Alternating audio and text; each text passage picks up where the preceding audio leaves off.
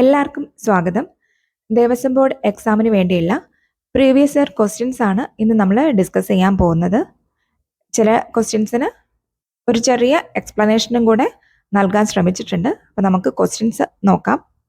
കേരളം മണ്ണും മനുഷ്യനും എന്ന നോവൽ എഴുതിയത്? Doctor TM. തോമസ് ഐസക് ആണ് കേരളം മണ്ണും മനുഷ്യനും എന്ന നോവൽ എഴുതിയത്. മുൻ ധനകാര്യമന്ത്രിയാണ് ഡോക്ടർ ടി.എം. തോമസ് ഐസക്. അദ്ദേഹത്തിന് ഈ പുസ്തകത്തിന് 1989 കേരള സാഹിത്യ അക്കാദമി അവാർഡ് ലഭിച്ചിട്ടുണ്ട്. കേരളം മണ്ണും മനുഷ്യനും എന്ന നോവൽ എഴുതിയത് മുൻ ധനകാര്യമന്ത്രിയായ ഡോക്ടർ ടി.എം. തോമസ് ഐസക് ആണ്. കേരള സർക്കാർ കുടുംബശ്രീ ദിനമായി ആചരിക്കാൻ തീരുമാനിച്ചത്? മെയ് 17 കേരള സർക്കാർ കുടുംബശ്രീ ദിനമായി ആചരിക്കാൻ തീരുമാനിച്ചത്. കുടുംബശ്രീ പദ്ധതി 1998 മെയ് 17 അന്നത്തെ പ്രധാനമന്ത്രിയായിരുന്ന ശ്രീ അടൽ ബിഹാരി വാജ്പേയി മലപ്പുറത്ത് ഉദ്ഘാടനം ചെയ്തു. 2023 കുടുംബശ്രീക്ക് 25 വർഷം പൂർത്തിയായതിനോട് അനുബന്ധിച്ച് ഇനി വരുന്ന വർഷങ്ങളിലും മെയ് 17 കുടുംബശ്രീ ദിനമായി ആചരിക്കാൻ സർക്കാർ ഉത്തരവിറക്കുകയായിരുന്നു. അങ്ങനെ കുടുംബശ്രീ ദിനമായി ആചരിക്കാൻ തീരുമാനിച്ചത് എന്നാണ്. മെയ് 17 കുടുംബശ്രീ ദിനം ആചരിക്കുന്നത്. അടുത്ത ക്വസ്റ്റ്യൻ നോക്കാം. പൂർണ്ണമായും മലയാളത്തിൽ അച്ചടിച്ച സംക്ഷേപ വേദാർത്ഥം എന്ന കൃതി പ്രസിദ്ധീകരിച്ച വർഷം? 1772 പൂർണ്ണമായും മലയാളത്തിൽ അച്ചടിച്ച സംക്ഷേപ വേദാർത്ഥം എന്ന കൃതി പ്രസിദ്ധീകരിച്ചത്. റോമിലാണ് ഈ പുസ്തകം അച്ചടിച്ചത്. 1774 കേരളത്തിലെ എത്തിയത്. ഒരു ഇറ്റാലിയൻ വൈദികനായ ക്ലമന്റ് പിയാനിയസ് ആണ് സംക്ഷേപ വേദാർത്ഥം എന്ന കൃതിയുടെ രചയിതാവ്. എന്നാണ് കൃതി പ്രസിദ്ധീകരിച്ചത്? 1772. 1817 തിരുവിതാംകൂറിൽ നിർബന്ധിതവും സൗജന്യവുമായ വിദ്യാഭ്യാസ സമ്പ്രദായം കേണൽ മൺറോയുടെ സഹായത്താൽ നടപ്പിലാക്കിയത്? ഗൗരി പാർവതിഭായി ആണ് 1817 തിരുവിതാംകൂറിൽ നിർബന്ധിതവും സൗജന്യവുമായ വിദ്യാഭ്യാസ സമ്പ്രദായം നടപ്പിലാക്കിയത്. 1815 മുതൽ 1829 വരെയാണ് ഗൗരി പാർവതിഭായിയുടെ ഭരണകാലം. വിദ്യാഭ്യാസം സർക്കാരിന്റെ ചുമതലയാണെന്ന് പ്രഖ്യാപിക്കുകയും പ്രാഥമിക വിദ്യാഭ്യാസം സൗജന്യവും നിർബന്ധമാക്കുകയും ചെയ്തത് ആരാണ്? ഗൗരി പാർവതിഭായിയാണ്. ത്രിതല പഞ്ചായത്ത് സംവിധാനം ആദ്യമായി ശുപാർശ ചെയ്ത കമ്മിറ്റി ഏതാണ്? ബൽവന്ത് റായ് മേത്ത കമ്മിറ്റിയാണ് ത്രിതല പഞ്ചായത്ത് സംവിധാനം ആദ്യമായി ശുപാർശ ചെയ്തത്. 1957 ഈ കമ്മിറ്റിയെ നിയമിച്ചത്. ഇന്ത്യൻ സൈന്യം ഏത് രാജ്യത്ത് അകപ്പെട്ടവരെ രക്ഷിക്കാൻ നടത്തിയ ദൗത്യമാണ് ഓപ്പറേഷൻ കാവേരി? സുഡാനാണ് ആൻസർ. സുഡാനിൽ ആഭ്യന്തര സംഘർഷം രൂക്ഷമായപ്പോൾ അവിടെ കുടുങ്ങിയ ഇന്ത്യക്കാരെ രക്ഷിക്കാൻ വേണ്ടി ഇന്ത്യൻ സൈന്യം നടത്തിയ ദൗത്യമാണ് ഓപ്പറേഷൻ കാവേരി. മൗലിക കടമകൾ ഇന്ത്യൻ ഭരണഘടനയുടെ ഭാഗമായത് ഏത് കമ്മിറ്റിയുടെ ശുപാർശ പ്രകാരമാണ്? സ്വരൺ സിംഗ് കമ്മിറ്റിയാണ് ആൻസർ. സ്വരൺ സിംഗ് കമ്മിറ്റിയുടെ ശുപാർശ പ്രകാരമാണ് 42ാം ഭരണഘടനാ ഭേദഗതിയിലൂടെ മൗലിക കടമകൾ ഇന്ത്യൻ ഭരണഘടനയിൽ ഉൾപ്പെടുത്തിയത്.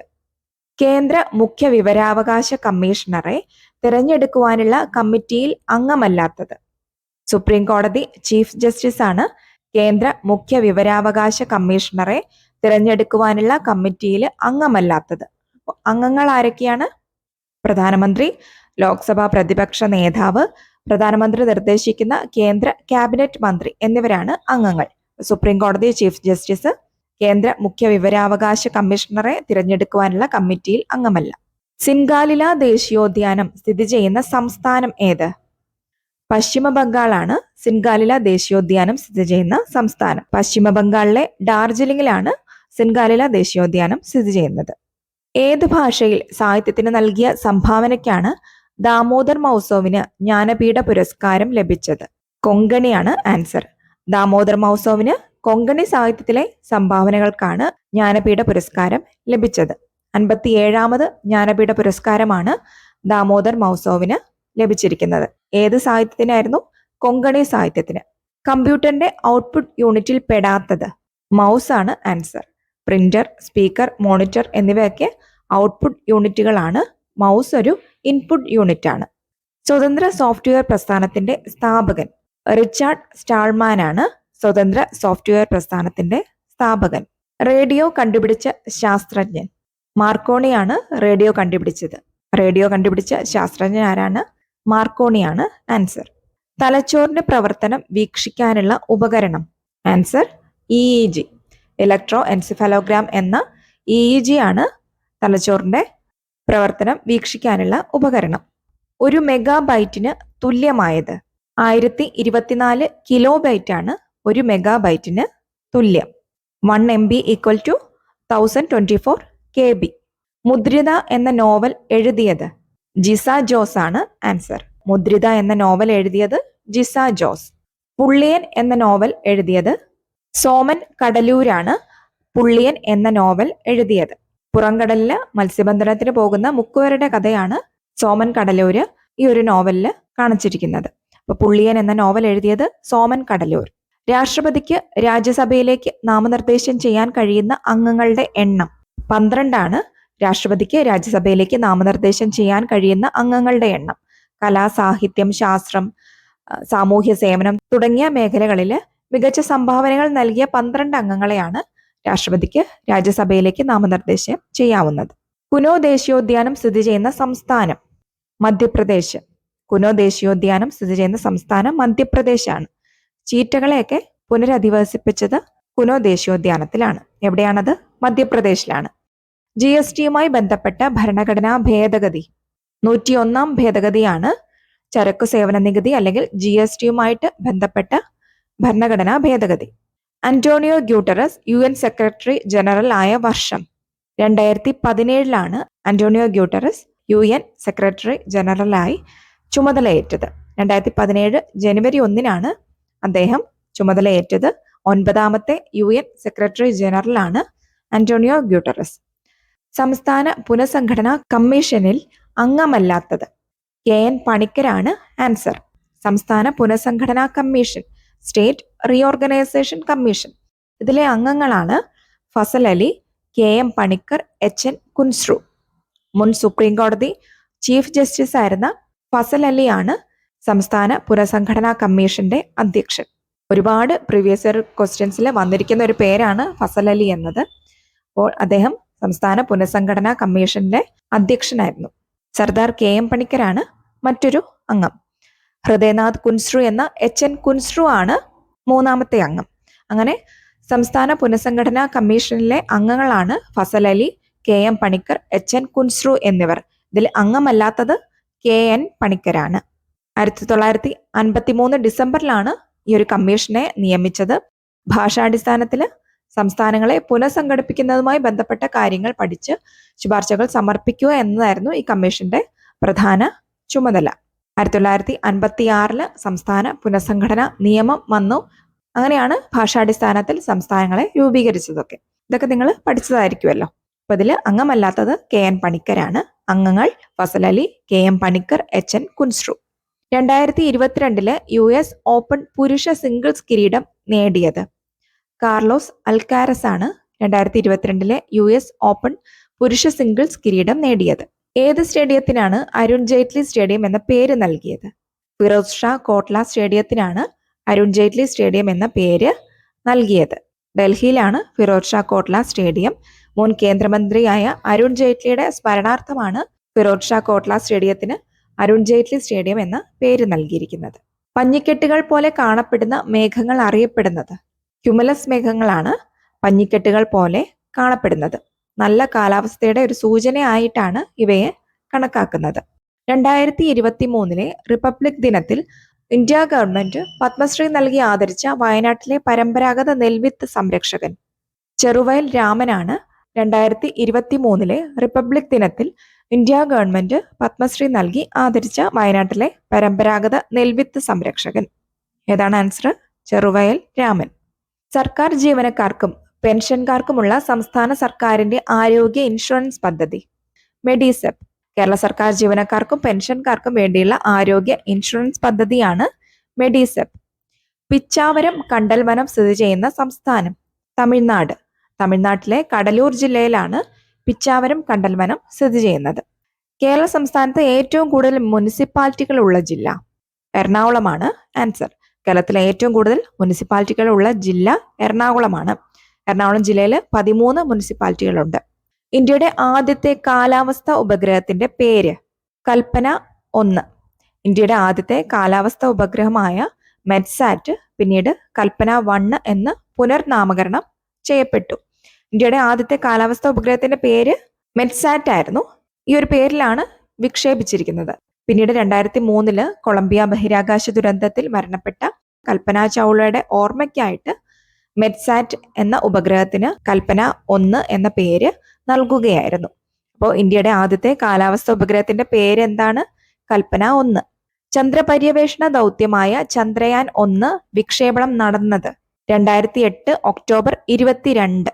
ചന്ദ്രയാൻ 1 വിക്ഷേപിച്ചത് 2008 ഒക്ടോബർ 22-നാണ്. സതീഷ് ധവാൻ ബഹിരാകാശ കേന്ദ്രം സ്ഥിതി ചെയ്യുന്നത് ആന്ധ്രാപ്രദേശിലെ ശ്രീഹരിക്കോട്ടയിലാണ് സതീഷ് ധവാൻ ബഹിരാകാശ കേന്ദ്രം സ്ഥിതി ചെയ്യുന്നത്. താഴെ തന്നിരിക്കുന്ന ഭരണഘടനാ അനുച്ഛേദങ്ങളിൽ തെറ്റായവ ഏത്? ഓരോന്നും നോക്കാം.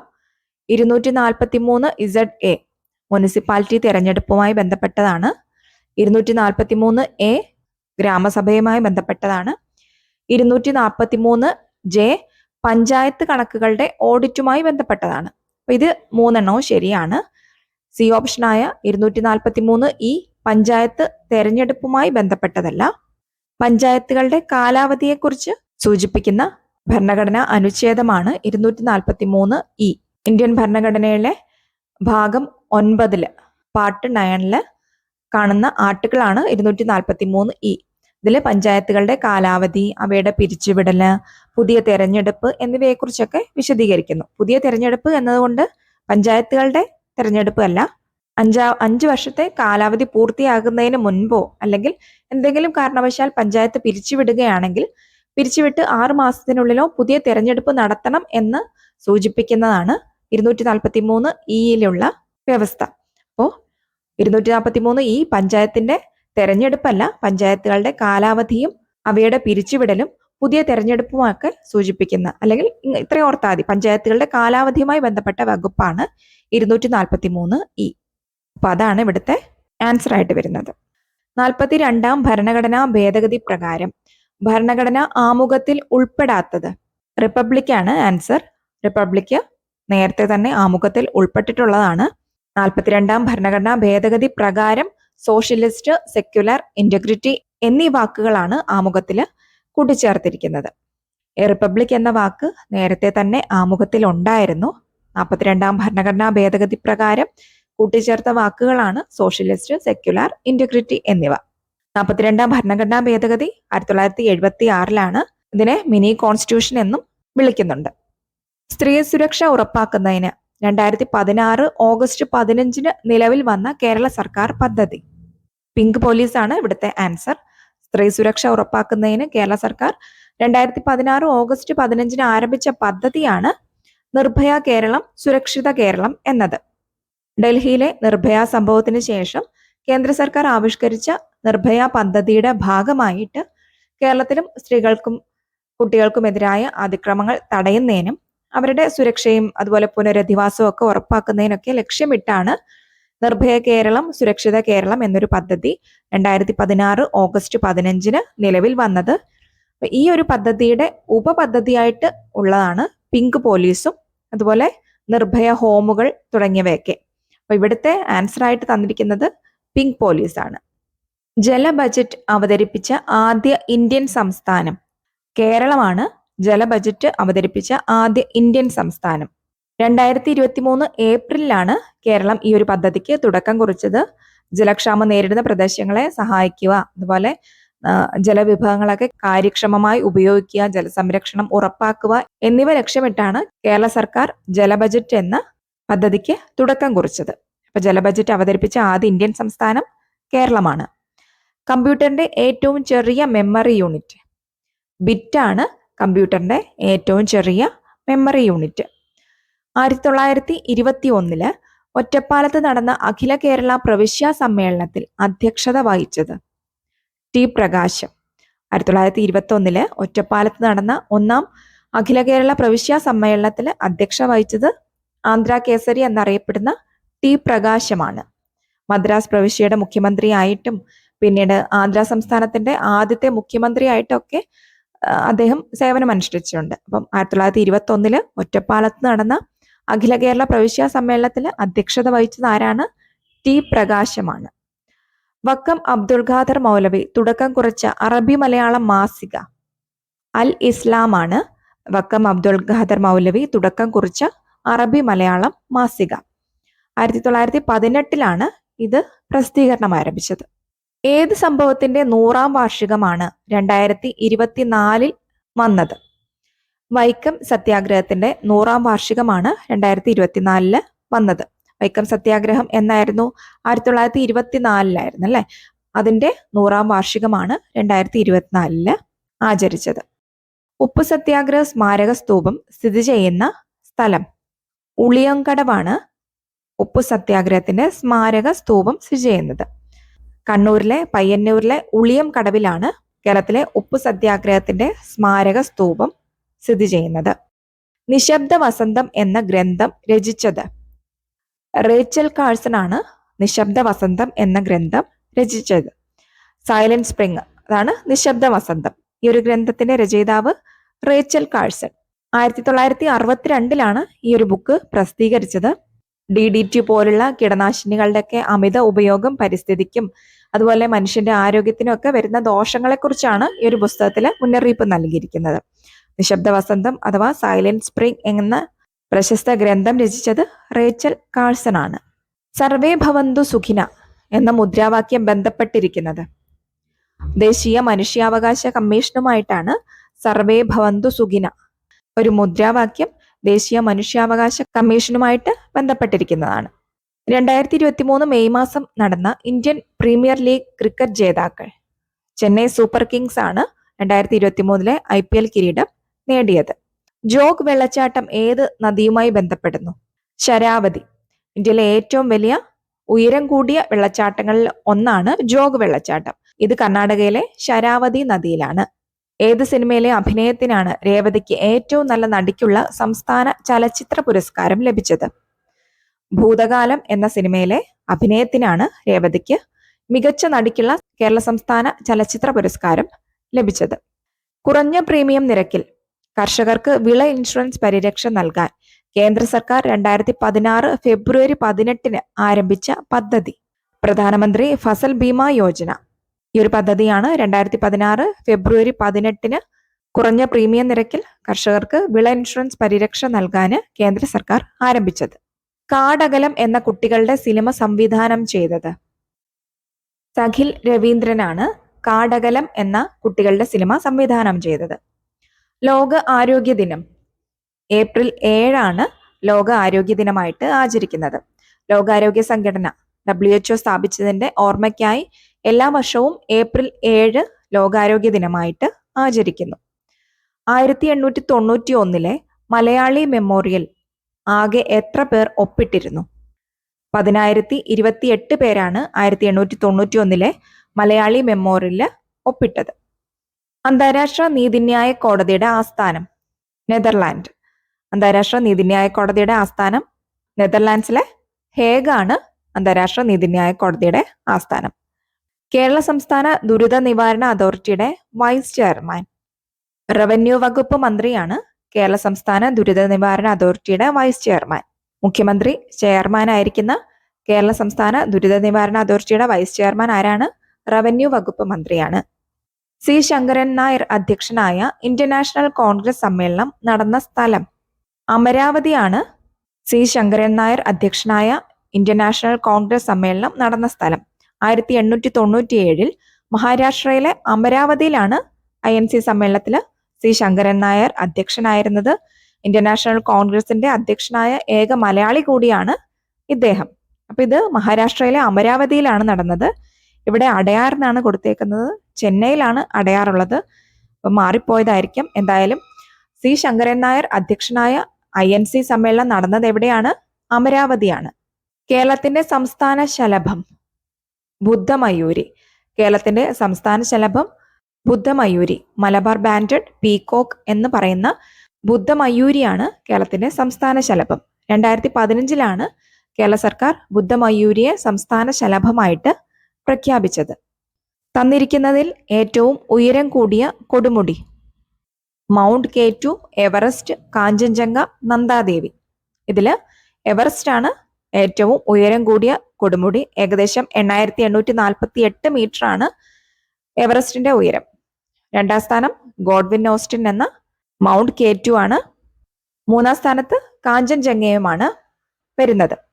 2 തവണ കേരള സംസ്ഥാന വനിതാ കമ്മീഷന്റെ അധ്യക്ഷ ആയിരുന്നത് Sugathakumari, PK Shrimati, M Kamalam, D Sridevi. ഈ ഓപ്ഷൻസിൽ D ശ്രീദേവിയാണ് 2 തവണ കേരള സംസ്ഥാന വനിതാ കമ്മീഷന്റെ അധ്യക്ഷയായിട്ട് ഇരുന്നത്. ഹൈക്കോടതി ജഡ്ജി സ്ഥാനത്ത് നിന്ന് വിരമിച്ച ശേഷം 2001 മാർച്ച് 21 കേരള വനിതാ കമ്മീഷൻ അധ്യക്ഷയായിട്ട് D ശ്രീദേവി ചുമതലയേറ്റു. അതിനുശേഷം പിന്നെ 2007 D ശ്രീദേവി സംസ്ഥാന വനിതാ കമ്മീഷൻ അധ്യക്ഷയായിട്ട് സേവനം അനുഷ്ഠിച്ചിട്ടുണ്ട്. D ശ്രീദേവിയുടെ ആത്മകഥയാണ് ആജന്മ നിയോഗം. അടുത്ത ക്വസ്റ്റ്യൻ നോക്കാം. UNEPയുടെ ആസ്ഥാനം നെയ്റോബിയാണ്. യുണൈറ്റഡ് നേഷൻസ് എൻവയോൺമെന്റ് പ്രോഗ്രാം UNEPയുടെ ആസ്ഥാനം. കെനിയയിലെ നെയ്റോബിയിലാണ് UNEPയുടെ ആസ്ഥാനം. കീഴരിയൂർ ബോംബ് കേസ് ബന്ധപ്പെട്ടിരിക്കുന്ന സംഭവം. ക്വിറ്റ് ഇന്ത്യ സമരവുമായിട്ടാണ് കീഴരിയൂർ ബോംബ് കേസ് ബന്ധപ്പെട്ടിരിക്കുന്നത്. 1942 ക്വിറ്റ് ഇന്ത്യ സമരത്തിന്റെ ഭാഗമായിട്ട് നടന്ന ഒരു സംഭവമാണ് കീഴരിയൂർ ബോംബ് കേസ്. ഖേൽരത്ന ലഭിക്കുന്ന ആദ്യ വനിതാ ക്രിക്കറ്റ് താരം മിതാലി രാജാണ്. ഖേൽരത്ന ലഭിക്കുന്ന ആദ്യ വനിതാ ക്രിക്കറ്റ് താരം. രാജീവ് ഗാന്ധി ഖേൽരത്ന, ഇപ്പോഴിത് ധ്യാൻചന്ദ് ഖേൽരത്ന പുരസ്കാരം എന്നാണ് അറിയപ്പെടുന്നത്. അപ്പോൾ ഇത് ലഭിക്കുന്ന ആദ്യ വനിതാ ക്രിക്കറ്റ് താരം മിതാലി രാജാണ്. ഇന്ത്യയിലെ പരമോന്നത കായിക ബഹുമതിയാണ് മേജർ ധ്യാൻചന്ദ് ഖേൽരത്ന പുരസ്കാരം. 1992 മുതൽ 2021 ഓഗസ്റ്റ് വരെ ഇതിന്റെ പേര് രാജീവ് ഗാന്ധി ഖേൽരത്ന എന്നായിരുന്നു. കായിക രംഗത്ത് ഏറ്റവും മികച്ച പ്രകടനം പുറത്തെടുക്കുന്ന കായിക താരത്തിനോ അല്ലെങ്കിൽ ടീമിനോ ആണ് ഈ പുരസ്കാരം നൽകിപ്പോരുന്നത്. അപ്പൊ ഇതിന്റെ ആദ്യത്തെ ഖേൽരത്ന വിജയി ചെസ് മാസ്റ്ററായ വിശ്വനാഥൻ ആനന്ദാണ്. ഖേൽരത്ന ലഭിക്കുന്ന ആദ്യ വനിതാ ക്രിക്കറ്റ് താരം മിതാലി രാജ്. ദേശീയ വിദ്യാഭ്യാസ ദിനമായി ആചരിക്കുന്നത് ആരുടെ ജന്മദിനമാണ്? മൗലാന അബ്ദുൽ കലാം ആസാദിന്റെ ജന്മദിനമാണ് ദേശീയ വിദ്യാഭ്യാസ ദിനമായിട്ട് ആചരിക്കുന്നത്. അദ്ദേഹത്തിന്റെ ജന്മദിനമായ നവംബർ 11 ദേശീയ വിദ്യാഭ്യാസ ദിനമായിട്ട് ആചരിക്കുന്നത്. ഇന്ത്യയുടെ ആദ്യ വിദ്യാഭ്യാസ മന്ത്രിയായിരുന്നു മൗലാന അബ്ദുൽ കലാം ആസാദ്. ഇനി നമുക്ക് മാത്സ് ക്വസ്റ്റ്യൻസ് നോക്കാം. ഒരു സംഖ്യയുടെ 35% 30% തമ്മിൽ 8ന്റെ വ്യത്യാസമുണ്ട്. സംഖ്യ ഏത്? ഇവിടെ സംഖ്യ എന്ന് പറയുന്നത് X ആണെന്ന് കരുതുക. Xന്റെ 35% എന്ന് പറയുന്നത് 0.35x എന്ന് എഴുതാമല്ലോ നമുക്ക്. 35/100 എന്ന് പറയുന്നത് 0.35x ആണല്ലോ. അപ്പോൾ അതിൻ്റെ കൂടെ Xന്റെ 35% ആകുമ്പോൾ 0.35x.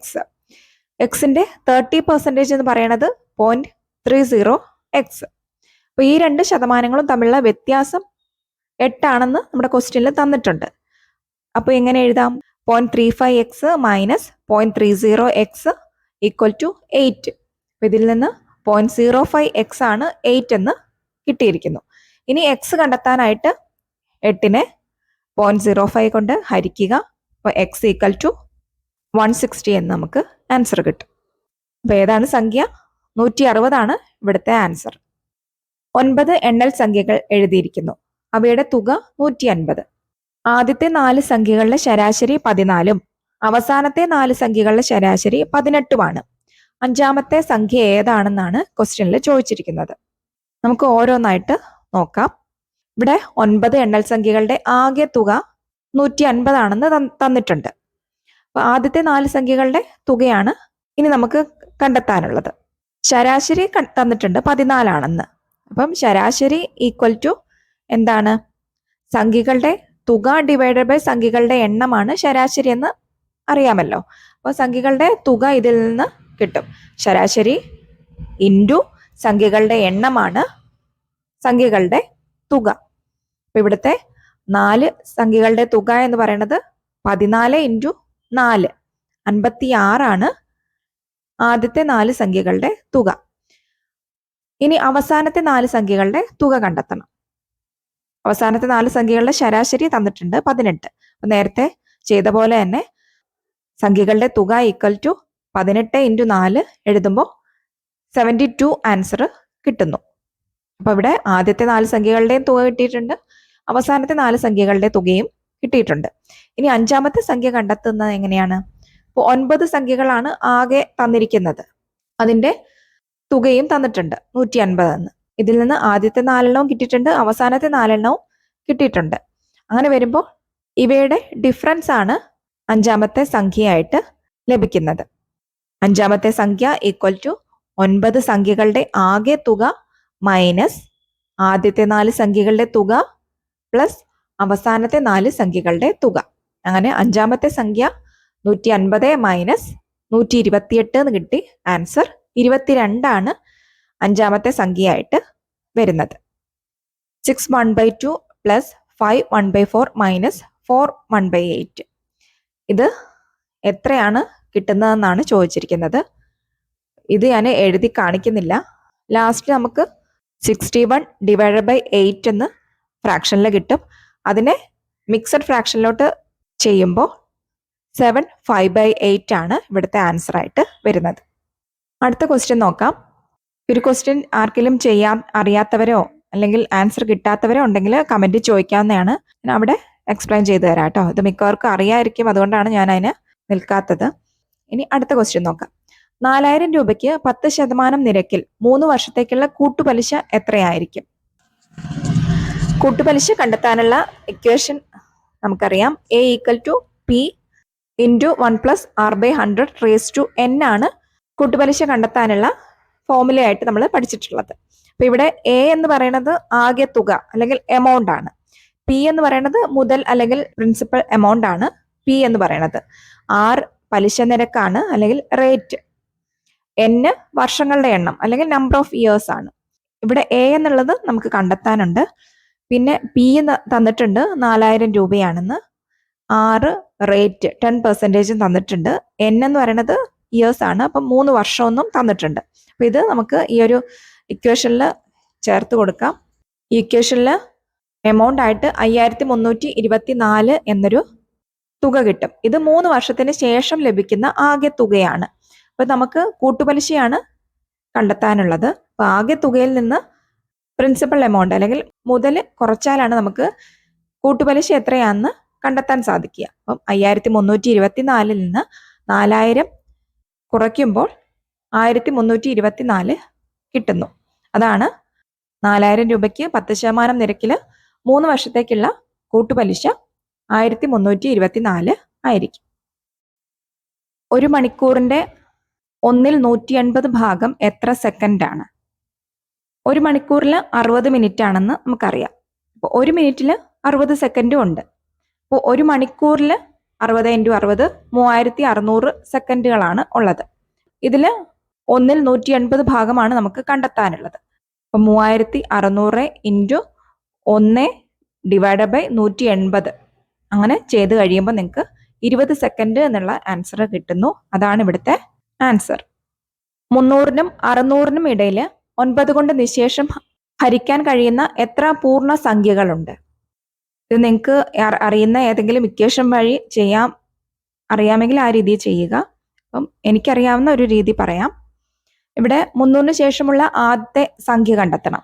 300-നെ 9 കൊണ്ട് ഹരിക്കുമ്പോൾ 33-ഉം ശിഷ്ടമായിട്ട് 3 ലഭിക്കും. അപ്പം 300-ന് ശേഷമുള്ള 9 കൊണ്ട് ഹരിക്കാൻ കഴിയുന്ന ആദ്യത്തെ സംഖ്യ എന്ന് പറയുന്നത് 300 + 9 - 3 306 ഇവിടെ 300-ന് ശേഷമുള്ള ആദ്യത്തെ സംഖ്യ. ഇവിടെ 9 എന്നുള്ളത് ഏതുകൊണ്ടാണോ ഹരിക്കേണ്ടത് അതാണ്. 3 എന്നുള്ളത് ശിഷ്ടമാണ്. ഇനി 600-ന് മുൻപുള്ള അവസാനത്തെ സംഖ്യ കണ്ടെത്താനാണെങ്കിൽ 600-നെ 9 കൊണ്ട് ഹരിക്കുക. അപ്പോൾ 66-ഉം ശിഷ്ടമായിട്ട് 6 ലഭിക്കും. അപ്പോൾ 600-ന് മുമ്പുള്ള 9 കൊണ്ട് ഹരിക്കാൻ കഴിയുന്ന അവസാനത്തെ സംഖ്യ കാണേണ്ടത് 600 - 6 ആണ്. 594 ഇവിടുത്തെ ആൻസർ. അപ്പോൾ ഈ 2 സംഖ്യകളും കിട്ടിയിട്ടുണ്ട്. ഇതൊരു പാറ്റേണിൽ പോകുന്ന സംഖ്യകളാണ്. എല്ലാം 9 കൊണ്ട് ഹരിക്കാൻ കഴിയുന്ന രീതിയിലുള്ള പൂർണ്ണസംഖ്യകളാണ്. അപ്പൊ അതാണ് അവിടുത്തെ പാറ്റേൺ. സമാന്തര ശ്രേണി അല്ലെങ്കിൽ അരിത്മെറ്റിക് പ്രോഗ്രഷനിലാണ് ആണെന്ന് നമുക്ക് മനസ്സിലാക്കാം. അരിത്മെറ്റിക് പ്രോഗ്രഷന്റെ ഒരു പാറ്റേൺ കിട്ടിയാൽ അവിടെ ആദ്യ പദവും അവസാന പദവും ഡിഫറൻസും ഒക്കെ നമുക്ക് കിട്ടിക്കഴിഞ്ഞാൽ കണ്ടെത്താനുള്ള ഒരു ഇക്വേഷനാണ്, പദങ്ങളുടെ എണ്ണം കണ്ടെത്താനുള്ള ഒരു ഇക്വേഷനാണ് L = A + n - 1 D. ഇവിടെ എൽ എന്ന് പറയുന്നത് അവസാന പദമാണ്, എ എന്ന് പറയുന്നത് ആദ്യ പദം, എൻ എന്ന് പറയുന്നത് നമുക്ക് കണ്ടെത്താനുള്ള പദങ്ങളുടെ എണ്ണമാണ്, ഡി എന്ന് പറയുന്നത് പൊതുവ്യത്യാസം. അപ്പൊ ഇവിടെ എൽ എന്ന് പറയുന്നത് അവസാന പദം 594 ആണെന്ന് നമുക്ക് കിട്ടിയിട്ടുണ്ട്. എ എന്ന് പറയുന്നത് ആദ്യ പദം 306 ആണെന്നും കണ്ടെത്തി കഴിഞ്ഞു. എന്ന് നമുക്കിവിടെ കണ്ടെത്താനുള്ളത് ഡി എന്ന് പറയുന്നത് പൊതുവ്യത്യാസം, അതായത് 9 ഇവയുടെ ഡിഫറൻസ്. അപ്പം 9 ഇവിടെ ഡി ആയിട്ട് വരുന്നത്. അപ്പൊ ഇത് ഈ ഇക്വേഷനിൽ നമുക്ക് കിട്ടിയ വാല്യൂസ് ഒക്കെ ചേർത്ത് കൊടുക്കുമ്പോൾ എൻ എന്നുള്ളത് 33 എന്നുള്ള ആൻസർ വരുന്നു. അടുത്ത ക്വസ്റ്റ്യൻ നോക്കാം. ജിത്തു നേരെ പടിഞ്ഞാറോട്ട് 6 കിലോമീറ്റർ സഞ്ചരിക്കുന്നു. അവിടെ നിന്ന് ഇടത്തോട്ട് തിരിഞ്ഞ് 2 കിലോമീറ്റർ സഞ്ചരിക്കുന്നു. വീണ്ടും ഇടത്തോട്ട് തിരിഞ്ഞ് 6 കിലോമീറ്റർ കൂടി പോകുന്നു. അവിടെ നിന്നും വലത്തോട്ട് തിരിഞ്ഞ് 8 കിലോമീറ്റർ യാത്ര ചെയ്താൽ അയാൾ പുറപ്പെട്ട സ്ഥലത്ത് നിന്നും എത്ര അകലെ എത്തിയിരിക്കും? ഡയറക്ഷൻ കാണാനുള്ള ഒരു ചോദ്യമാണ്. അപ്പൊ ഇവിടെ ആൻസർ വരുന്നത് 10 കിലോമീറ്റർ ആണ്. ഇത് നിങ്ങൾ ചെയ്ത് നോക്കുക. ഇവിടെ ആൻസർ വരുന്നത് 10 കിലോമീറ്റർ ആണ്. ഇതും നേരത്തെ പറഞ്ഞ പോലെ തന്നെ ആൻസർ കിട്ടാതെ വരികയാണെങ്കിൽ അതും കമന്റ് ചോദിക്കാവുന്നതാണ്. മെയ് മാസം 1-ാം തീയതി ചൊവ്വാഴ്ചയാണെങ്കിൽ ആ മാസത്തിൽ എത്ര വ്യാഴാഴ്ചകൾ ഉണ്ടായിരിക്കും? ഇവിടെയും നിങ്ങൾക്ക് ഏതെങ്കിലും ഇക്വേഷൻ അറിയാവുന്നുണ്ടെങ്കിൽ അല്ലെങ്കിൽ ഏതെങ്കിലും ഷോർട്ട് കട്ട് അറിയാമെങ്കിൽ ആ രീതിയിൽ ചെയ്യുക. ഇതിപ്പം ഒറ്റ മാസത്തെ മാത്രം കണക്കാക്കാനല്ലേ ഉള്ളൂ. അപ്പൊ ഇവിടെ ഞാൻ ഇക്വേഷൻ ആയിട്ടൊന്നും അല്ല, സാധാരണ രീതിയിൽ നമ്മൾ എങ്ങനെയാണ് കണ്ടുപിടിക്കുക എന്നുള്ള രീതിയിൽ മാത്രം പറയുകയാണ്. മെയ് 1 ചൊവ്വാഴ്ചയാണെന്ന് നമുക്ക് തന്നിട്ടുണ്ട്.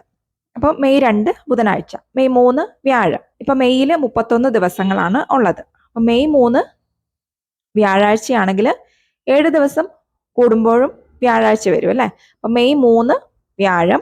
അപ്പൊ മെയ് 3 + 7 മെയ് 10 വ്യാഴം വരും.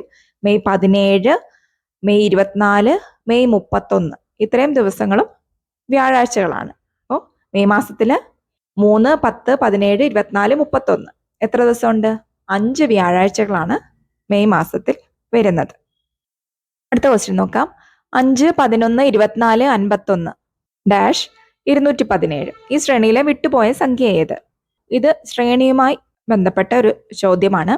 അപ്പൊ ഇവിടുത്തെ പാറ്റേൺ എന്ന് പറയുന്നത് 5 നിന്ന് 11ലേക്ക് 5 × 2 + 1 11. 11 നിന്ന് 24ലേക്ക് 11 × 2 + 2 24. 24 നിന്ന് 51ലേക്ക് 24 × 2 + 3 51. ഈ ഒരു പാറ്റേൺ അനുസരിച്ചാണ് ഓരോ സംഖ്യയെയും 2 കൊണ്ട് ഗുണിച്ച ശേഷം പിന്നെ അടുത്ത എണ്ണം 1, 2, 3 അങ്ങനെ ആ ഒരു പാറ്റേണിലാണ് ഓരോ സംഖ്യയും പോകുന്നത്. അങ്ങനെയാണെങ്കിൽ 51 ശേഷമുള്ള സംഖ്യ കണ്ടെത്താൻ 51 × 2 + 24 51ലേക്ക് പോയപ്പോൾ 3 ആയിരുന്നു അവിടുത്തെ പ്ലസ് ആയിട്ട് വന്നത്. അപ്പൊ ഇവിടെ +4 വരേണ്ടത്. അങ്ങനെ വരുമ്പോൾ 106 ഇവിടുത്തെ ആൻസർ ആയിട്ട് വരുന്നത്. ഇനി ഈ സംഖ്യ ശരിയാണോ എന്ന് നമുക്ക് അടുത്ത സംഖ്യ ഉപയോഗിച്ച് പരിശോധിക്കാം. 106 × 2 + 5 അപ്പൊ 212 + 5 വരും.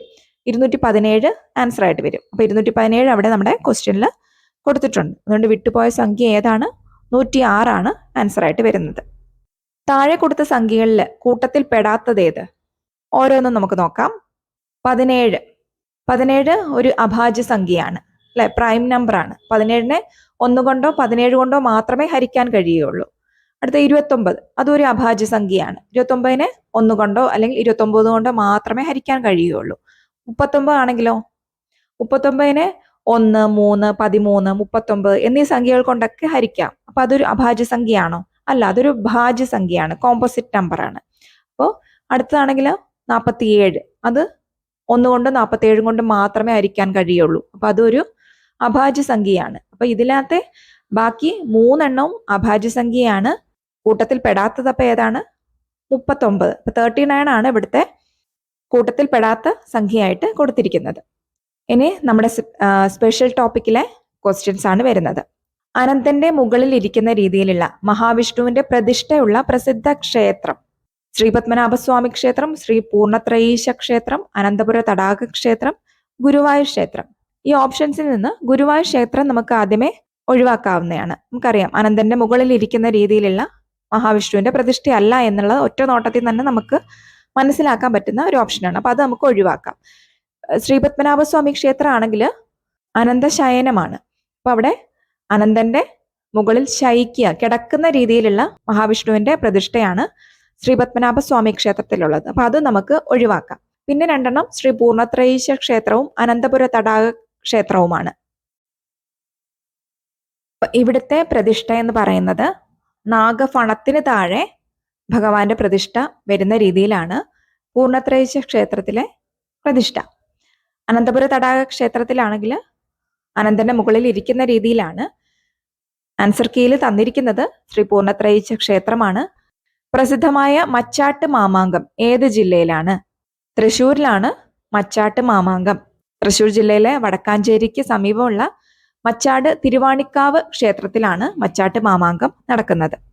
വേട്ടേക്കാരൻ എന്ന സങ്കല്പത്തിൽ ആരാധിക്കപ്പെടുന്ന മൂർത്തി പരമേശ്വരനാണ്. വേട്ടേക്കാരൻ എന്ന സങ്കല്പത്തിൽ ആരാധിക്കപ്പെടുന്ന മൂർത്തി ശിവന്റെ കിരാതമൂർത്തി ഭാവമാണ് വേട്ടേക്കാരൻ. അർജുനന് പാശുപതാസ്ത്രം നൽകുന്നതിനായിട്ട് ശിവൻ വേട്ടക്കാരന്റെ രൂപത്തിൽ വന്നുവെന്നാണ് പുരാണങ്ങളിൽ പറയുന്നത്. കിരാതമൂർത്തി അഥവാ വേട്ടക്കാരൻ എന്ന സങ്കല്പത്തിൽ ആരാധിക്കപ്പെടുന്ന മൂർത്തിയാണ് ശിവൻ അല്ലെങ്കിൽ പരമേശ്വരൻ. ക്ഷേത്രങ്ങളിൽ ആലിന് ചുറ്റും എത്ര പ്രദക്ഷിണം ചെയ്യണമെന്നാണ് ആചാരം? 7. ക്ഷേത്രങ്ങളിൽ ആലിന് ചുറ്റും പ്രദക്ഷിണം ചെയ്യുന്നത് എത്രയാണ്? 7 എണ്ണമാണ് ചെയ്യേണ്ടത്. ഹൈന്ദവ വിശ്വാസ പ്രകാരം ആൽമരത്തില് ത്രിമൂർത്തികളായ ബ്രഹ്മാവ്, വിഷ്ണു, ശിവൻ എന്നിവർ വസിക്കുന്നുണ്ട് എന്നാണ് സങ്കല്പം.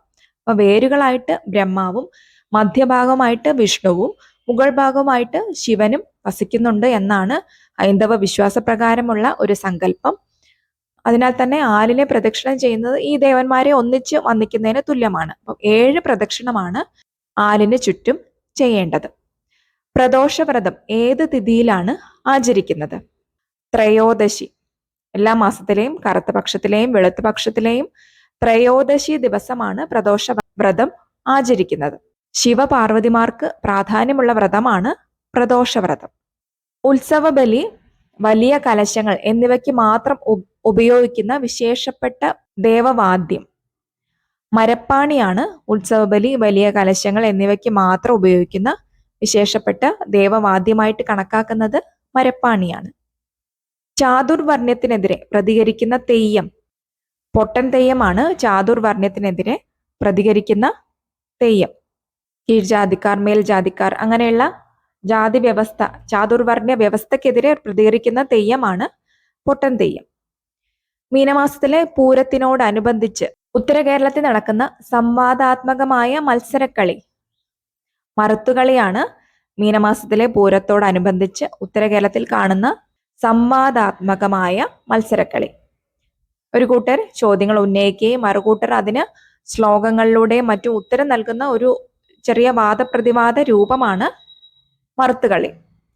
അപ്പോൾ മീനമാസത്തിലെ പൂരത്തോടനുബന്ധിച്ച് ഉത്തര കേരളത്തിൽ നടക്കുന്ന സംവാദാത്മകമായ മത്സരക്കളി ഏതാണ്? മറുത്തുകളിയാണ്.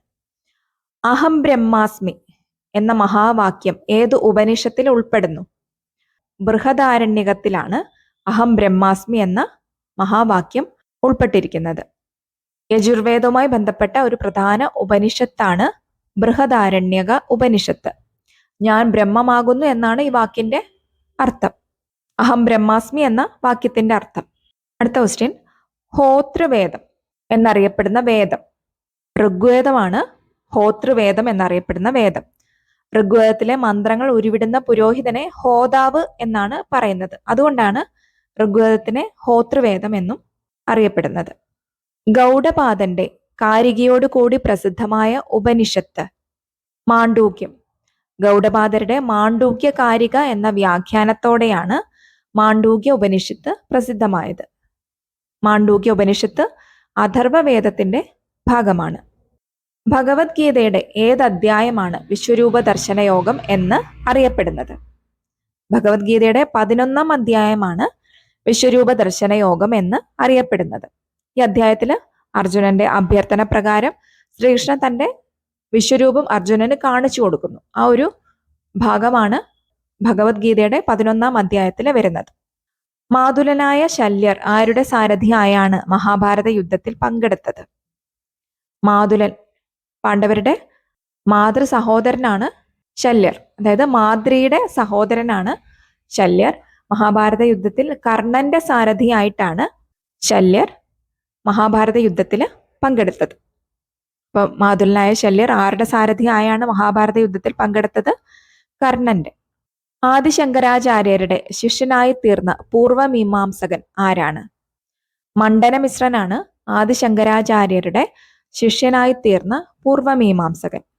ശങ്കരാചാര്യരും മണ്ഡനമിശ്രനും തമ്മിൽ നടന്ന വാദപ്രതിവാദത്തില് മണ്ഡനമിശ്രൻ പരാജയപ്പെടുകയും അദ്ദേഹം ശങ്കരാചാര്യരുടെ ശിഷ്യനായി മാറുകയും പിന്നെ സുരേശ്വരാചാര്യർ എന്ന പേര് സ്വീകരിക്കുകയും ചെയ്തു. അപ്പോൾ ആദിശങ്കരാചാര്യരുടെ ശിഷ്യനായി തീർന്ന പൂർവമീമാംസകനാണ് മണ്ഡനമിശ്രൻ. തമിഴ്നാട്ടിലെ വൈഷ്ണവ സന്യാസിമാർ ഏത് പേരിലാണ് അറിയപ്പെട്ടിരുന്നത്?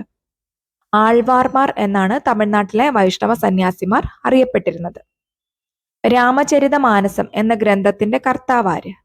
തുളസീദാസ് ആണ് രാമചരിതമാനസം എന്ന ഗ്രന്ഥത്തിന്റെ കർത്താവ്. അവധ് ഭാഷയിലുള്ള ഒരു ഇതിഹാസ കാവ്യമാണ് രാമചരിതമാനസം. വാൽമീകി രാമായണത്തെ അടിസ്ഥാനമാക്കിയാണ് രാമചരിതമാനസം തുളസീദാസ് എഴുതിയിരിക്കുന്നത്. കേരളത്തിലെ ഏറ്റവും കൂടുതൽ ക്ഷേത്രങ്ങൾ ഏത് ദേവസ്വത്തിന്റെ കീഴിലാണ്? മലബാർ ദേവസ്വത്തിന്റെ കീഴിലാണ് കേരളത്തിലെ ഏറ്റവും കൂടുതൽ ക്ഷേത്രങ്ങൾ വരുന്നത്. ഏകദേശം 1337 ക്ഷേത്രങ്ങൾ മലബാർ ദേവസ്വം ബോർഡ് കൈകാര്യം ചെയ്യുന്നുണ്ട്. അപ്പോൾ കേരളത്തിലെ ഏറ്റവും കൂടുതൽ ക്ഷേത്രങ്ങൾ ഏത് ദേവസ്വത്തിന്റെ കീഴിലാണ്? മലബാർ ദേവസ്വം ബോർഡിന്റെ കീഴിലാണ്. ഗുരുവായൂർ ദേവസ്വം ബോർഡ് രൂപീകൃതമായത് ഏത് വർഷം? 1956 ഗുരുവായൂർ ദേവസ്വം ബോർഡ് രൂപീകൃതമായത്. ഏകദേശം 12 ക്ഷേത്രങ്ങൾ, ഗുരുവായൂർ ക്ഷേത്രം ഉൾപ്പെടെ 12 ക്ഷേത്രങ്ങളാണ് ഗുരുവായൂർ ദേവസ്വം ബോർഡിന്റെ കീഴിലുള്ളത്. ശബരിമല ദേവസ്വം ഗ്രൂപ്പിന്റെ ആസ്ഥാനം എവിടെ? പത്തനംതിട്ടയാണ് ശബരിമല ദേവസ്വം ഗ്രൂപ്പിന്റെ ആസ്ഥാനം. ക്ഷേത്രത്തിനുള്ളിൽ ഉപദേവതാ പ്രതിഷ്ഠകൾ ഇല്ലാത്ത തൃശൂർ ജില്ലയിലെ പ്രസിദ്ധമായ മഹാക്ഷേത്രം?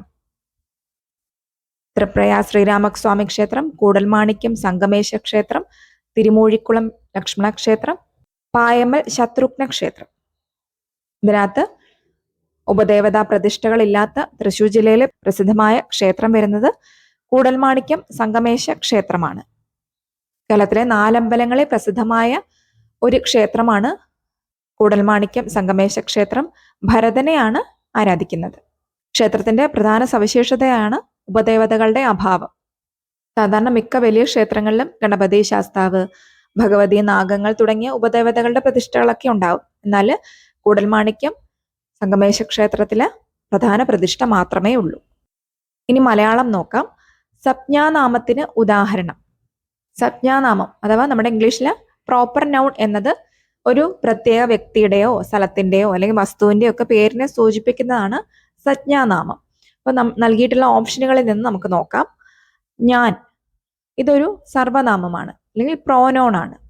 കാറ്റ്, ഇത് സാധാരണ നാമം അല്ലെങ്കിൽ കോമൺ നൗൺ എന്ന് പറയും. മനുഷ്യൻ, ഇതൊരു സാധാരണ നാമമാണ്, കോമൺ നൗൺ ആണ്. സീത, ഇത് ഒരു പ്രത്യേക വ്യക്തിയുടെ പേരാണ്. അപ്പൊ ഇത് ഒരു പ്രോപ്പർ നൗൺ ആണ് അല്ലെങ്കിൽ സംജ്ഞാനാമമാണ്. ഇവിടുത്തെ ആൻസർ സീതയാണ്. അടിയിൽ വരച്ച പദത്തിന്റെ വിപരീത പദം കണ്ടെത്തുക. ഉത്കൃഷ്ടമായ ആശയം അംഗീകരിക്കപ്പെടണം. ഉത്കൃഷ്ടമായ എന്നതിന്റെ അടിയിലാണ് വരച്ചിരിക്കുന്നത്. അപ്പോൾ ഇതിന്റെ വിപരീത പദമാണ് നമുക്ക് കാണേണ്ടത്. ഉത്കൃഷ്ടം എന്നാൽ അർത്ഥം ശ്രേഷ്ഠമായത്, ഉത്തമമായത്, ഉയർന്ന നിലവാരമുള്ളത് എന്നൊക്കെയാണ് അർത്ഥം വരുന്നത് ഉത്കൃഷ്ടം എന്നുള്ളതിന്റെ. അപ്പോൾ ഇതിന്റെ ഓപ്പോസിറ്റ് താഴ്ന്ന നിലവാരമുള്ളത് അല്ലെങ്കിൽ അധമമായത് എന്നൊക്കെ വരുന്ന ഓപ്ഷനിൽ നിന്ന് ആൻസർ അപകൃഷ്ടം. അപകൃഷ്ടമാണ്. ഇനി ആൻസറിൽ നികൃഷ്ടം എന്നുണ്ടെങ്കിൽ അതും ആൻസർ ആയിട്ട് കണക്കാക്കാം. ഇവിടുത്തെ ഓപ്ഷനിൽ സ്യൂട്ടബിൾ ആയിട്ടുള്ള ആൻസർ അപകൃഷ്ടമാണ് വരുന്നത്. ഉത്കൃഷ്ടം എന്നതിന്റെ വിപരീത പദം അപകൃഷ്ടം. ശരിയായ വാക്ക് കണ്ടെത്തുക. അതിഥി, ഇതാണ് ആൻസർ ആയിട്ട് വരുന്നത്. ശരിയായി വിഗ്രഹിക്കുക. മരക്കൊമ്പ്, മരത്തിന്റെ കൊമ്പ്, ഇതാണ് മരക്കൊമ്പ് എന്നുള്ളതിന്റെ ശരിയായ വിഗ്രഹരൂപം. സന്ധി നിർണയിക്കുക. പഠിക്കട്ടെ. സന്ധി എന്നത് അക്ഷരങ്ങൾ കൂടിച്ചേരുമ്പോൾ ഉണ്ടാകുന്ന മാറ്റത്തെയാണ് സൂചിപ്പിക്കുന്നത്. മലയാള വ്യാകരണത്തില് പ്രധാനമായും 4 തരം സന്ധികളാണുള്ളത്. ആഗമസന്ധി, ദ്വിത്വസന്ധി, ലോപസന്ധി, ആദേശസന്ധി. ഇതിനകത്ത് ആഗമസന്ധി എന്ന് പറയുന്നത് 2 വർണ്ണങ്ങൾ കൂടിച്ചേരുമ്പോൾ ഒരു പുതിയ വർണ്ണം ആഗമിച്ചുണ്ടാകുന്ന മാറ്റമാണ്. ഒരു വർണ്ണം അധികമായി വരുന്നതാണ് ആഗമസന്ധി എന്ന് പറയുന്നത്. അപ്പൊ തിരു അധികം ഓണം, തിരുവോണം. വാ എന്നുള്ളൊരു വർണ്ണം അവിടെ ആഗമിച്ചു. ഇത് ആഗമസന്ധിക്ക് ഉദാഹരണമാണ്. ഇനി അടുത്തത് ദിത്വസന്ധി. രണ്ട് വർണ്ണങ്ങൾ കൂടിച്ചേരുമ്പോൾ ഒരു വർണ്ണം ഇരട്ടിക്കുന്നതാണ് ദിത്വസന്ധി. തീ അധികം കനൽ, തീക്കനൽ.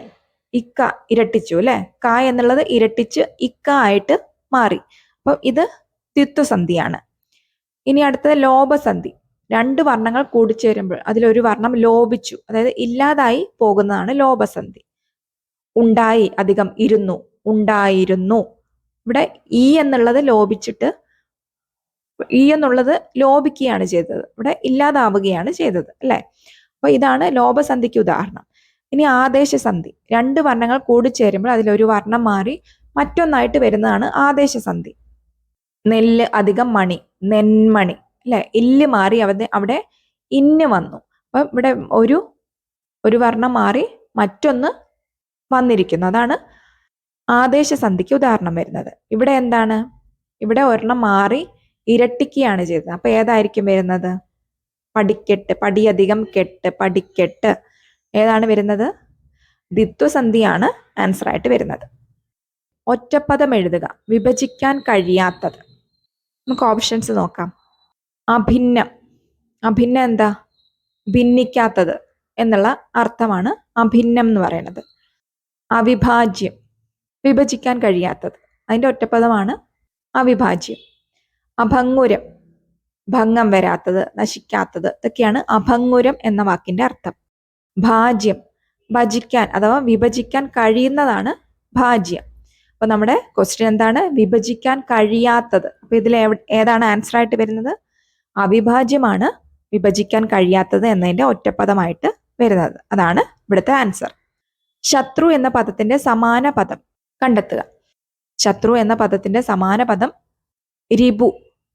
രിപു ആണ് ഇവിടെ ആൻസർ ആയിട്ട് വരുന്നത്. മറ്റു വാക്കുകളുടെ അർത്ഥം നോക്കാം. മിത്രം, കൂട്ടുകാരൻ, സ്നേഹിതൻ. ശത്രുവിന്റെ വിപരീത പദമായിട്ട് വരുന്നതാണ് മിത്രം. രവം എന്ന് പറയുന്നത് ശബ്ദം, മുഴക്കം, ഇതൊക്കെയാണ് രവം. രണം എന്നാൽ യുദ്ധം. അപ്പൊ ശത്രു എന്ന പദത്തിന്റെ സമാന പദമായിട്ട് വരുന്നത് രിപു എന്നതാണ്. അളി, ആളി, ശരിയായ അർത്ഥവ്യത്യാസം ഏതാണ്? അളി എന്നാല് വണ്ട്, ആളി എന്നാല് തോഴി. അപ്പം അളി, ആളി എന്ന ശരിയായ അർത്ഥവ്യത്യാസം ഏതാണ്? വണ്ട്, തോഴി. ഇതാണ് ആൻസർ. താഴെ പറയുന്നവയിൽ ഭേദകത്തിന് ഉദാഹരണം. എന്താണ് ഭേദകം? ഒരു വ്യക്തിയുടെ ഒരു വിശേഷണമാണ് ഭേദകം. ഒരു വ്യക്തിയുടെ നിറത്തെയോ സ്വഭാവത്തെയോ ഒക്കെ സൂചിപ്പിക്കുന്ന രീതിയിലാണ് വിശേഷണം പറയുന്നതാണ് ഭേദകം. അപ്പൊ ഇവിടെ ഓപ്ഷൻസ് ഏതൊക്കെയാണ്? കറുമ്പൻ, സീത, എണ്ണ, ഞാന്. ഇവിടെ സീത ഇതൊരു നാമമാണ്, നമ്മൾ നേരത്തെ പറഞ്ഞു അല്ലെ. അതൊരു പ്രോപ്പർ നൗൺ, സംജ്ഞാനാമത്തിൽ വരുന്നതാണ് സീത. എണ്ണ ഇതൊരു നാമമാണ്, ഇതൊരു വസ്തുവാണ്, ഇത് ഒരു നാമമാണ്. ഞാൻ ഇതൊരു സർവനാമമാണ്. അപ്പൊ ഇവിടെ കറുമ്പൻ എന്ന് പറഞ്ഞിട്ടുണ്ട്, അത് ഒരു വിശേഷണമാണ്. നാമവിശേഷണമായിട്ട് ഉപയോഗിക്കാവുന്ന ഒന്നാണ് കറുമ്പൻ. ഒരു വ്യക്തിയുടെ നിറത്തെയോ അല്ലെങ്കിൽ ഏതെങ്കിലും വസ്തുവിന്റെ നിറത്തെയോ ഒക്കെ സൂചിപ്പിക്കുന്നതാണ് ഇവിടെ കൊടുത്തിരിക്കുന്ന കറുമ്പൻ എന്ന വാക്ക്. അപ്പൊ ഇതാണ് ഭേദകത്തിന് ഉദാഹരണമായിട്ട് വരുന്നത്. ഹായ് എന്തു മനോഹരം. ഇവിടെ ഹായ് എന്ന പദത്തിന് ശേഷം ചേർക്കേണ്ട ചിഹ്നം എക്സ്ക്ലമേഷൻ മാർക്ക് എന്ന് പറയുന്ന വിക്ഷേപിണി എന്ന ചിഹ്നമാണ് ഹായ് എന്ന പദത്തിന് ശേഷം ചേർക്കേണ്ടത്. ഒരു ഇമോഷനെ, അതായത് ആശ്ചര്യം, സന്തോഷം, അത്ഭുതം, ഭയം, ഇങ്ങനെയൊക്കെ പ്രകടിപ്പിക്കുന്ന വാക്കുകൾക്കോ വാക്യങ്ങൾക്ക് ശേഷമോ ഒക്കെ വരുന്ന ഒരു ചിഹ്നമാണ് വിക്ഷേപിണി അല്ലെങ്കിൽ എക്സ്ക്ലമേഷൻ മാർക്ക്. അപ്പൊ ഇവിടെ ഹായ് എന്ന് പറയുന്നത് ഒരു അത്ഭുതത്തെയോ സന്തോഷത്തെയോ ഒക്കെ സൂചിപ്പിക്കുന്നുണ്ട്. അപ്പൊ ഇവിടെ വിക്ഷേപിണിയാണ് ആൻസർ ആയിട്ട് വരുന്നത്. മറ്റു ഓപ്ഷനും കൂടെ നമുക്ക് നോക്കാം. പൂർണ്ണവിരാമം, ഒരു വാക്യം അവസാനിപ്പിക്കുമ്പോഴാണ് പൂർണ്ണവിരാമം ഇടുന്നത്. നമ്മൾ ഫുൾ സ്റ്റോപ്പ് എന്ന് പറയില്ലേ, അതാണ് പൂർണ്ണവിരാമം എന്ന് പറയുന്നത്. അനുയോഗ ചിഹ്നം, ഇത് ചോദ്യവാക്യങ്ങൾക്ക് ശേഷം ഉപയോഗിക്കുന്നതാണ്, ക്വസ്റ്റ്യൻ മാർക്ക്. രേഖ, ഒരു വാക്കുകളെ കൂട്ടിച്ചേർക്കാനോ അല്ലെങ്കിൽ ഒരു ആശയത്തെ വേർതിരിക്കാനോ ഒക്കെ ഉപയോഗിക്കുന്ന ചിഹ്നമാണ് രേഖ. ഡാഷ്, ഹൈഫൻ എന്നൊക്കെ നമ്മൾ ഇംഗ്ലീഷിൽ പറയുന്ന വാക്കാണ് എന്നതാണ് രേഖ എന്നതുകൊണ്ട് സൂചിപ്പിക്കുന്നത്. അപ്പം ഇവിടുത്തെ ആൻസർ വരുന്നത് വിക്ഷേപിണിയാണ്. ഇത്രയും ആണ് നമ്മൾ ഇന്ന് ഡിസ്കസ് ചെയ്ത previous year questions. Devaswom board പരീക്ഷകൾക്ക് എല്ലാ പരീക്ഷകൾക്കും വേണ്ടിയിട്ട് ഉള്ള ഒരു ഇതാണ്. അതുകൊണ്ട് LDC എന്നോ സൂപ്പർ എന്നോ അങ്ങനെയുള്ള വ്യത്യാസം വരുത്തി ഞാൻ പറയണില്ല. നിങ്ങൾക്ക് എല്ലാ ദേവസ്വം ബോർഡ് പരീക്ഷകൾക്കും ഈ ഒരു പ്രീവിയസ് ഇയർ ക്വസ്റ്റ്യൻസ് ഉപകാരപ്പെടും. എല്ലാവരും പഠിക്കുക. എന്തെങ്കിലും ഡൗട്ട് ഉണ്ടെങ്കിൽ ചോദിക്കാം. അപ്പോൾ മറ്റൊരു വീഡിയോ ആയിട്ട് നമുക്ക് കാണാം. താങ്ക്